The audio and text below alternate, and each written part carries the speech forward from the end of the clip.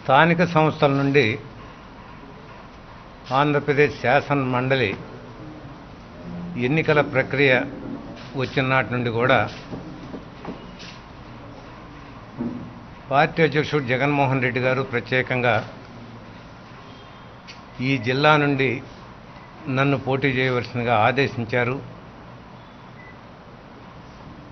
ఆయన ఆదేశాల మేరకి జిల్లా నాయకులందరూ, శాసనసభ్యులు, వివిధ నియోజకవర్గాల సమన్వయకర్తలు,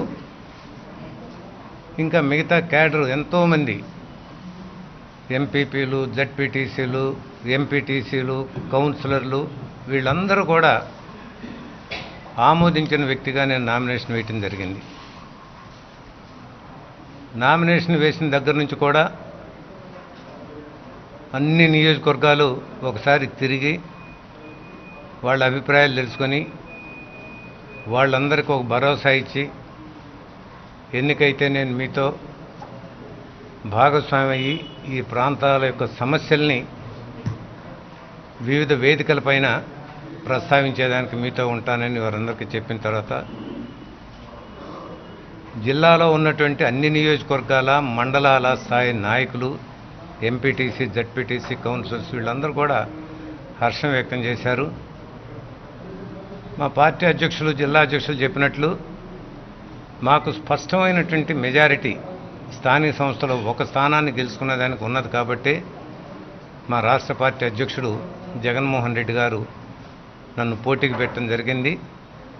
దానికి అనుగుణంగా ఈరోజు నామినేషన్లు స్వీకరించడానికి ఆఖరి తేదీ సాయంత్రం 3 గంటలకి అనుకున్న సమయంలో 3 గంటల వరకు చూస్తే నామినేషన్లు ఇటు వైఎస్ఆర్ కాంగ్రెస్ పార్టీ నుంచి, నా నుంచి, అట్లనే ఒకరు టీడీపీ నుంచి 2 నామినేషన్ వచ్చినాయి. కాబట్టి రేపు జరగబోయేటటువంటి ప్రక్రియ, ఎన్నికల ప్రక్రియ స్క్రూటినీ కానీ, విత్ డ్రాయల్స్ కానీ, తర్వాత ప్రకటనలు కానీ లాంఛనప్రాయంగానే ఉంటుంది అని అనుకుంటూ ఈరోజు ఈ సందర్భంగా ముందుగా మా పార్టీ రాష్ట్ర పార్టీ అధ్యక్షుడు జగన్మోహన్ రెడ్డి గారికి నన్ను ఈ స్థానిక సంస్థల నుంచి ఎంపీగా ఉండమని ప్రోత్సహించిన వ్యక్తి విజయసాయిరెడ్డి గారు, ఇంకా మాకు అక్కడ ఉన్నట్టు వైవి సుబ్బారెడ్డి గారు, మైసూరారెడ్డి గారు, అట్లానే మాకు సద్దల రామకృష్ణారెడ్డి గారు, ఇంకా ఇటువంటి వాళ్ళందరూ వ్యక్తులు అందరూ ఉన్నారు. వారందరికీ మా జిల్లాలో ఉన్నటువంటి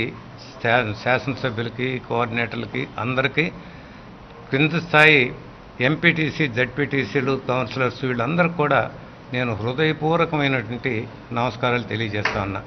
చాలా నైతిక బలాన్ని నాకు అందజేశారు.